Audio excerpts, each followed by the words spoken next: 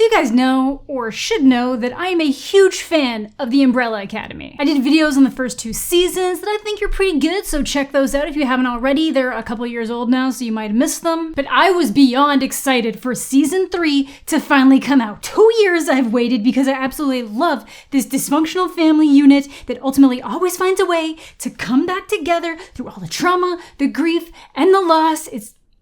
I think it's the type of show that delivers on a lot of layers of media, but it always knocks that family unit aspect out of the park. But this season saw a lot of new changes, some new challenges, some things I thought were great to explore, and some that maybe lost it a little bit along the way. So we'll go through all that to varying degrees, but I thought we'd start off with spoiler-free thoughts. So overall, I did enjoy this season. I don't think it's as good as the first 2, but it still kept me engaged. If anything, I think this probably could have been tightened up to an 8 or 9 episode season, or just a more effective 10. I like how a lot of the season was handled, how some of the boundaries were pushed until one was pushed way too far, but it is interesting to see how shit Reggie is as a dad no matter what he tries to account for. If anything, I feel like this season just ended far too abruptly. I get the need for a cliffhanger, but this season felt like it was more questions and almost no answers. There were so many threads that should or could have been explored this season that just weren't, and I think one of the big ones is Ben's death, which I will talk about later. But I personally think that this would have been the best season to address it. I feel like more should have been done with the fact that Hargreaves is an alien. I love little threads being introduced, but I guess 3 seasons in,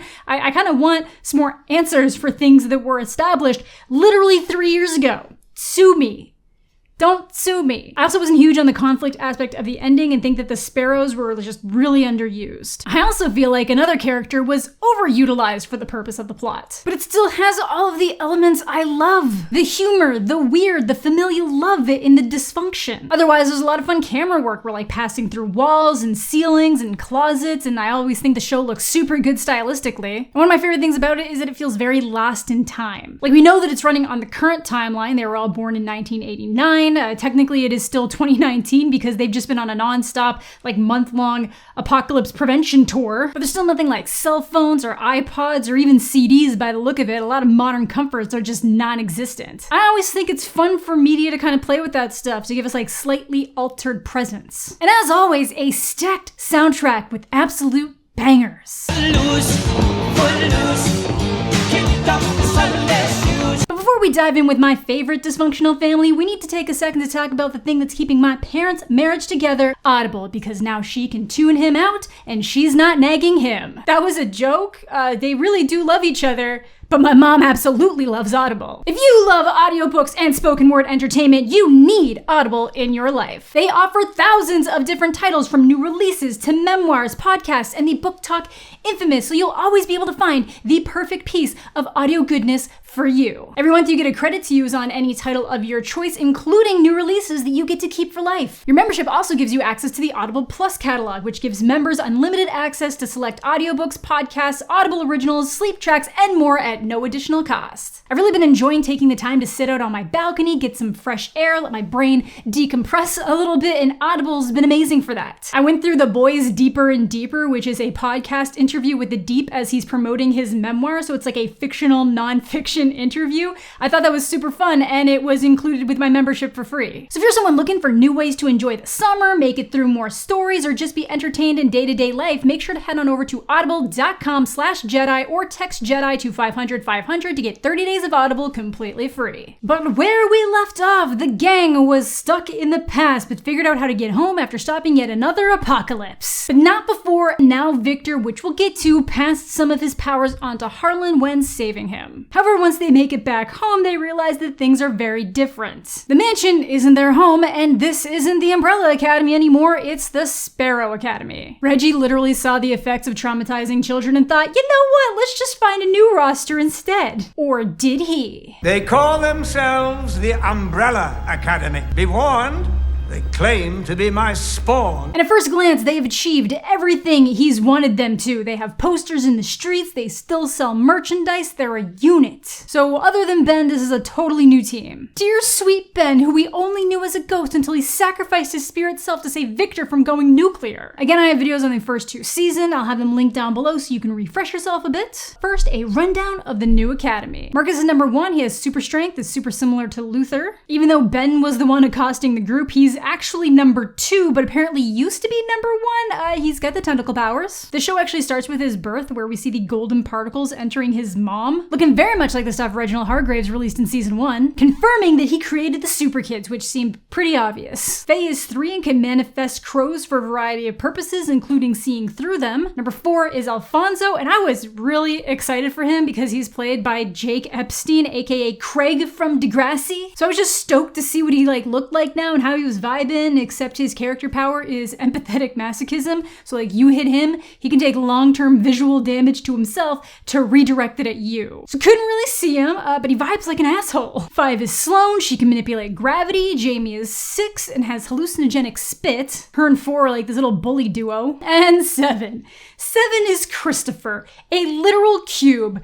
Just vibing. I'll be honest though, they don't super matter. They do. They make a really nice backdrop for the umbrellas to riff off. You get the seemingly perfect paired with the degenerate fuck-ups. But otherwise, their impact is gone pretty fast. I honestly wish they had been handled better. They were mostly just assholes and they all had the same kind of smug attitude except Sloane. Diego gets hit with some of that venom I mentioned and hallucinates that they're all having a dance-off to Footloose. Oh shit! We're really good at this! And that is perfect. It just so incredibly sums up so much of this show. I love it. Otherwise, they are mostly getting their asses handed to them. The hallucinations are really putting in the work. Are they all perverts? Victor's really the only one who gives them any kind of pushback, but even then, heart's not in it. Not yet, at least. But I don't think you're better than me, Marcus. I ended the world twice. That's the confidence we're looking for. But as he is slammed through the floor, you see this glowy orb in the basement. So I'm guessing they've not only severely damaged the timeline, they've created some kind of horrible energy blob of destruction. And we know it's bad news because it obliterated Marcus here. Whatever it is, it's emitting pulses that are getting more and more severe, killing more and more as they go. Oh, can I get one fucking day off? But even without that, things are fucked. They're living at the Hotel Obsidian. For whatever reason, the time travel briefcases they have aren't working, so they can't get back to a different timeline. And the biggest one, 5 originally assumes that they run the risk of running into themselves and getting paradox psychosis. But it's even worse. They don't exist. Well, they do in history books as the Kennedy 6. Sissy's even in it, conveniently died the same day all those women spontaneously gave birth to the super kids. Uh-oh. Allison finds this out the tragic way when she goes to find Claire, who also doesn't exist. I think that's even worse than if there had been 2 Allisons and the Allison we know just had to walk away from her kids Scarlet Witch style, or fight the other Allison to the death. And the reason why they don't exist is a doozy. Klaus tries to track down his mother and finds out that she died the day he was born, aka before he would have had the chance to be born. So I originally thought that old Reggie just had the moms killed before any of them even had a chance to be born, but oh no.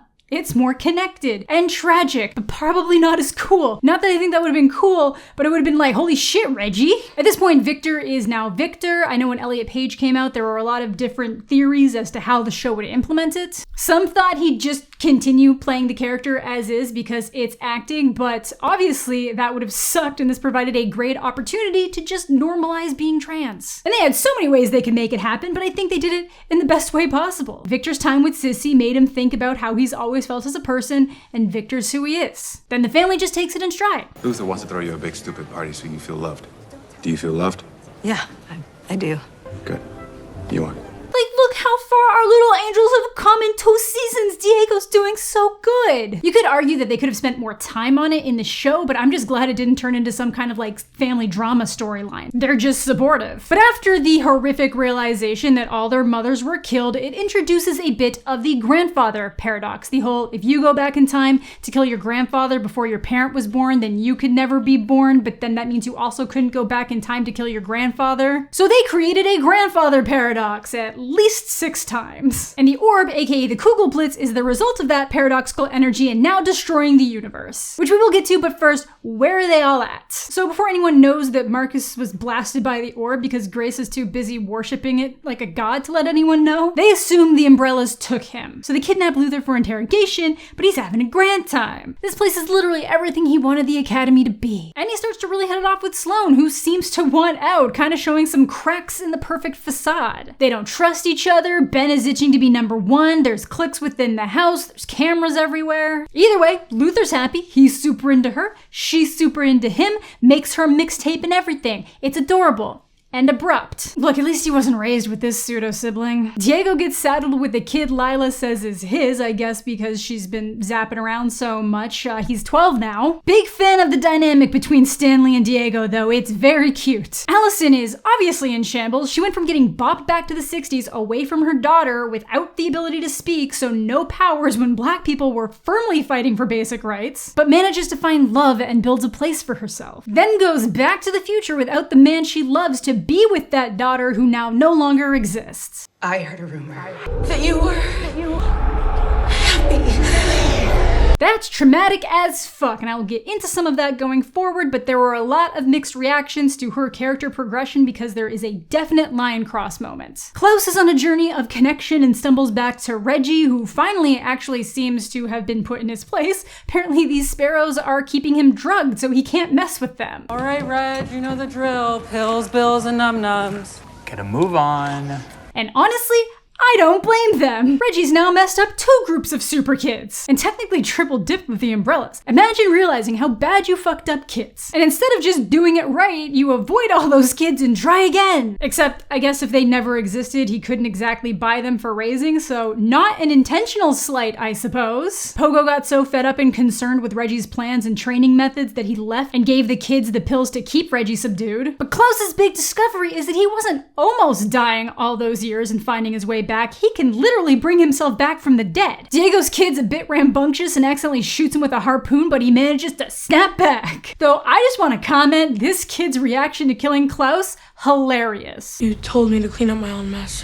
And you were gonna dissolve the body? So Hargreaves, being the kind person that he is, just keeps letting Klaus die until he can bring himself back faster, then makes him face the spirits. So we finally have a Klaus that's not hiding from his abilities. At first glance, it seems like nice character progression, where he's learned the errors of his ways and genuinely wants to help Klaus, admits that he broke them all down so he could have control over them, foreshadowing, cause it's Reggie, he's always scheming. But yeah, Klaus is immortal. Good for him. He also finds out that Hargreaves didn't kill their mothers, so that's another mystery. So I immediately wondered if it was some kind of revenge from Sissy's kid, Harlan. Five originally just wants to retire because at first this timeline doesn't look too bad, but Allison and Victor aren't okay with that. But once he realizes they're in a paradox, he works with Lila to supercharge one of the briefcases, and it takes them to an iced over commission where everyone was wiped out as the paradox loops in, and they make their way to a bunker that is apparently paradox proof. But you may notice that he has started showing symptoms of paradox psychosis, meaning another version of himself is around somewhere, and it's an ancient one in this survival chamber. Come to find out, he's the founder of the commission. Yes, the company that Five hated so much that felt ruined his life, an alternate future version of himself,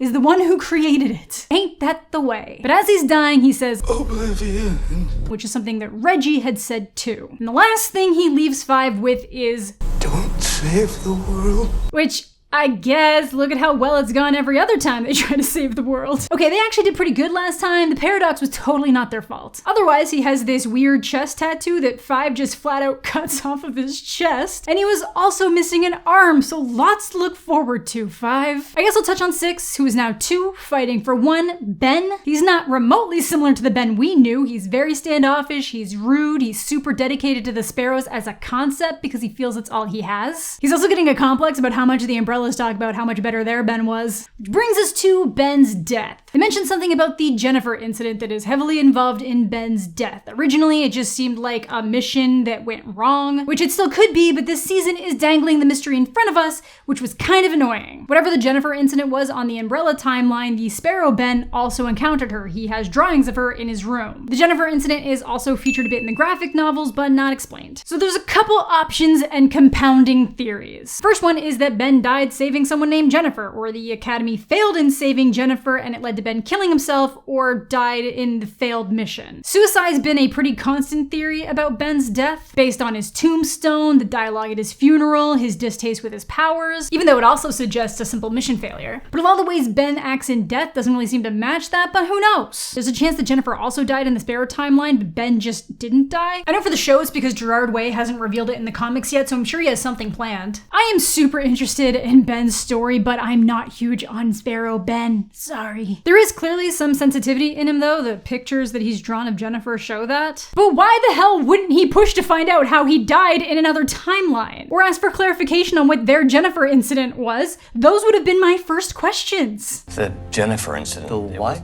It doesn't matter. What do you mean it doesn't matter? You clearly know her! And lastly, Victor, who tried to take things into his own hands by negotiating with Marcus for the briefcase that Lila already stole. Then Marcus died. And his plans to help get back to their right timeline go completely out the window when Harlan arrives, who I pegged instantly.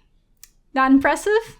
Okay. So Harlan shows up right in the first episode, traveling on a bus and eventually starts following the Academy. He doesn't reveal himself until the Sparrow Academy comes to fight. Christopher is absolutely destroying them, so Harlan just energy blasts the shit out of them. Well, there goes Degrassi. Guess we got a few scenes together. But, just like me, Victor instantly recognizes Harlan. Still not impressive?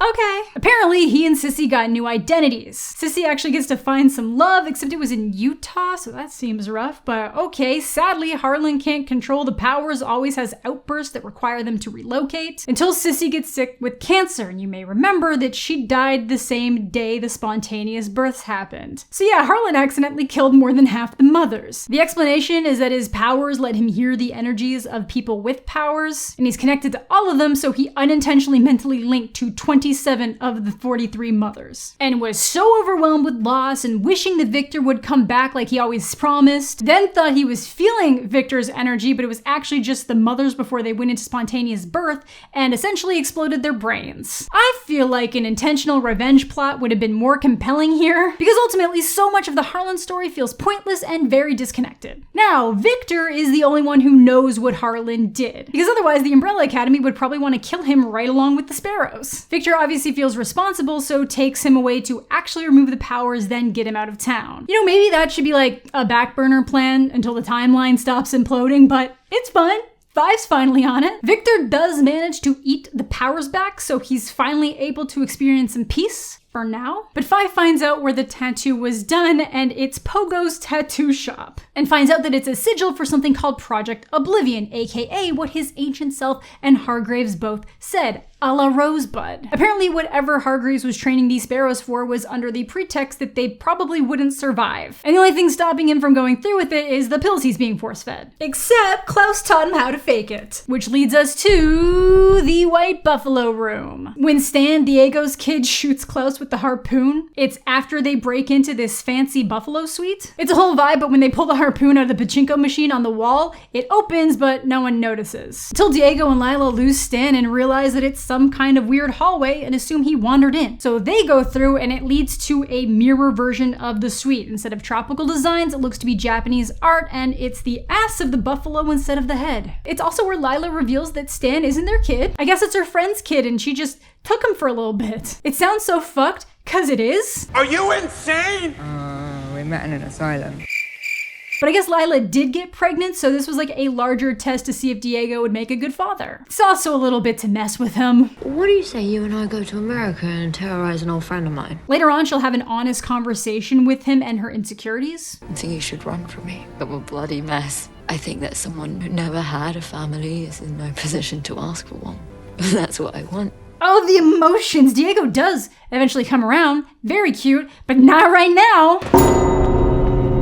Sir, the card literally says do not do that. So they get brutally attacked by something with a chain sickle. Diego loses 2 fingers, so they cut their losses. Obviously thinks Stan's been dead, but there the little shit is. The kid doesn't have time to get a slushie and a Slim Jim? Just in time to be evaporated by another Paul Stanley, no! I loved that kid. It should be clear that Reggie has something to do with the Buffalo Room, but before we wind into the conclusion, we should probably talk about Allison and the viewer reaction to aspects of her storyline. She's clearly dealing with PTSD, and all that anger is just rooted in this extreme pain and grief that she just can't deal with. That after everything she's been through, finding out that her daughter doesn't exist anymore isn't the straw that breaks the camel's back. It's like hitting the camel with a sledgehammer. That's a horrible analogy. I am sorry. But there is one scene that goes too far. I won't go into full details or show it on screen. It does stop before anything happens, but if you're someone who's sensitive to assault, specifically SA, skip to the timestamp on screen just to go to the end of the discussion of Allison's progression.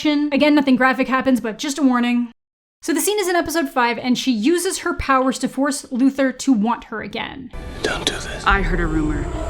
You want me. You want me. Not even because she actually wants him again, she just wants the distraction. And it's really fucked up. He is like so desperately trying to fight it. And thankfully it does stop, but it doesn't change the fact that she completely took away his autonomy to assault him. And the worst part is that she never actually apologizes. Her powers by nature are pretty fucked up in terms of the larger implications. We've seen why she stopped using them originally, but to use them against someone who's always had your back, who cared about you, wanted the best for you in this way is vile. It's vile no matter what, but it's just that extra level. They could have gotten away with her starting to do it, but then stopping short of finishing the command, but like, Christ, it is really unfortunate after how well she came into herself in season 2. Should we find you someone to talk to? I'm fine. Then it's never dealt with. Luther mentions it once, because it immediately pushes into Allison being pissed at Victor because he hid the fact that Harlan killed their moms, aka the reason Claire doesn't exist. And when Allison finds out, she kills Harlan and hands him over to the Sparrows without talking to anyone. This makes everything with Harlan feel like a waste of time. Is it because it was a waste of time? Oh, and if she wasn't already super concerning, she had her powers supercharged when Victor was trying to pull the last piece of his powers out of Harlan. So now she doesn't even need to say, I heard a rumor. Shut your mouth! How are you doing this without saying I heard a rumor? Instead of trying to deal with what's going on with her, it just turns into her being mad at the whole family for various reasons, but especially Victor, who's mad at her for killing Harlan. We should have left in the basement. Whoa, Allison, all right! Yeah, she is very far gone. You guys fight just like us. Nah, man. We don't fight like this. So even though they should be more concerned about Allison, 5's on Victor's case for going rogue, which, fair, track record and all. You know what they call a superhero who works alone and doesn't listen to anybody? A villain. Okay, so go talk to Allison then. She's going super rogue. They do manage to get along for a bit. They come up with a plan to double team Victor's powers with Lila to attack the Kugelblitz so Sloane can use her powers to shrink it and then Christopher can eat it. Which seems like it works. They had to kill Grace again though. Poor Diego. Bit late on that plan though. Large chunks of the world seem to have been destroyed and a lot of people seem to be gone, but it's all good now, right? Right? Yeah, obviously that wasn't gonna work out, so 2 sparrows remain. Look, Ben, you're one by default. Oh, also, Luther proposes to Sloane. I guess when it's the end of the world, you just commit. So with mere days left for the universe, they start planning a wedding. Will you be my best man? You don't have to do much, you just have to stand next to me and make sure I don't act like an idiot, Okay, that's cute. So what are the world-saving options? We go the Large Hard-On Particle Accelerator, do some science, and we launch the Kugelblitz into outer space. Well, I guess it's all in Reggie's plan then. So it's finally time to figure out what the hell is going on with Project Oblivion. Apparently, Reggie discovered a portal to another dimension and built the Hotel Obsidian around it to the Hotel Oblivion facade. Very different from the one in the comics, which is actually a prison of all the villains they defeat, though there is a little bit of an Easter egg. This sign that Hargreaves is looking at translates to, "Welcome to Oblivion, not just a prison, no one can escape." Yeah, you bet your ass I busted out the translator. And it's all surrounding a legend he heard about 7 bells that, if rung, will restore everything. So universal reset button, somehow. Oh shit, that was right overhead. Oh my god. Whew. So all they have to do is make it past the Guardian that sliced off Diego's fingers and killed this entire troop of hunters. Pretty convenient that he bought 7 kids and there's 7 bells, right? Anyways, the gang is pretty hesitant without that knowledge. They don't particularly trust Hargreaves for obvious reasons, and most of them just want to wait out the end of the world. 5 in particular seems ready to heed his old self's message. Most of us have spent the last 28 days trying to stop the world from ending. What exactly have we accomplished? He gets more reason later, though. In his drunken stupor leaving the wedding, he sees Reggie scheming with someone, but just can't remember who. Luther finally realizes that he has no interest in Reggie's approval anymore because of his continuous abandonment and the moon thing. Though we see that there was something else up there with him, Abigail Hargreaves, cryogenically frozen. Abigail being his wife that we saw die in season 1. Is this man's whole plan to just find a way to bring his wife back? Not his whole homeworld, just all this for love? Well, if so, I guess I can only slightly blame him. Simp, simp, simp. I just gotta assume there's something bigger involved. But the weirdest shift is from Allison. Victor tried to apologize one more time and she completely shut him down, but the next day she's suddenly making nice with everyone. So if you guessed that Allison was the one talking to Daddy Dearest, you'd be right. Congratulations. But even with Reggie's newfound kindness and wisdom, his plan still gets outvoted. Honestly, they're gonna die either way, so I'd probably at least try and just not trust the old fart. Like, how much worse can things get than total universal destruction? But because the wedding didn't work, Reggie goes for the other thing that brings families together: a funeral. Yup, he kills Luther and makes it look like it was the Guardian. Reminder, he's an alien. I'm surprised that wasn't a focus of the season. Oh well, dead Luther knows at least. He's an alien. We try not to use that kind of terminology here. So it pushes the rest of them to go into oblivion because the apocalypse is closing in, but now 5 has realized that Allison was the one making a deal, so that's gonna be a... No, it's not gonna be a thing. She had no idea of the murder plans though. And to really add salt to the wound, Hargreaves pushes Klaus back into the suite to be eaten by the Blitz because he's more trouble than he's worth. So he just yeets himself onto the buffalo horn so he can go before it takes him. This episode also fades to white instead of black for the apocalypse. So back at Oblivion, they aren't actually looking for bells, just the sigil they represent. But the hotel keeps porting them to different spots, and then Reggie rings the bell to doom them all. I can't believe they let him stay in the lobby. What the hell, Ben? Problem, Dad? You! At least Klaus made it through. Wait, please. Hold on. Oh, never mind. And it becomes very obvious that there are actually 3 guardians in the hotel. Nothing brings a family together like certain death, am I right? Oh, fuck me. But they do manage to triumph and take a couple out pretty easily for the most part, until they realize that there's a third, which is also when 5 realizes that the sigil isn't the floor, it's the stars. But there goes his arm! He is one step closer to ancient prophecy. But this makes way for Klaus to use his spirit summoning to channel Luther through to a corporeal state. But before he disappears, Luther has his last call-out moment about the moon. And Reggie says, I left you to guard the most precious thing in the universe. yeah, no, it feels like you left him up there so you wouldn't have to deal with what you did to him, but sure. To protect the cryogenically frozen woman. So they all need to stand on the stars, but when Allison goes to stand on one, Reggie tells her not to, so that should be kind of a hint of some fuckery, and also a sign that he was originally going to betray Allison because Klaus is a last-minute addition. Originally, Allison was supposed to be one of the 7. And the second they do, they become connected by beams of light that starts to drain their energy particles, and the whole place goes digital. Apparently, the hotel is a facade for a machine created by whoever created the universe. A literal reset button. So you may be wondering, why his kids? Well, back in season 1, you see him release gold particles from a jar into the universe. Those particles are what spontaneously create these super kids and their mothers and gave them powers, and those particles fuel this machine. So this was absolutely a long con plan to raise them for slaughter? Unless he wrote their restoration into the reset, which he could have just told them. Also figured he might have given himself some leeway here, like maybe grab like 9 or 10 of the kids. And you think he might have been trying to obsessively track one down after Ben, but it's fine.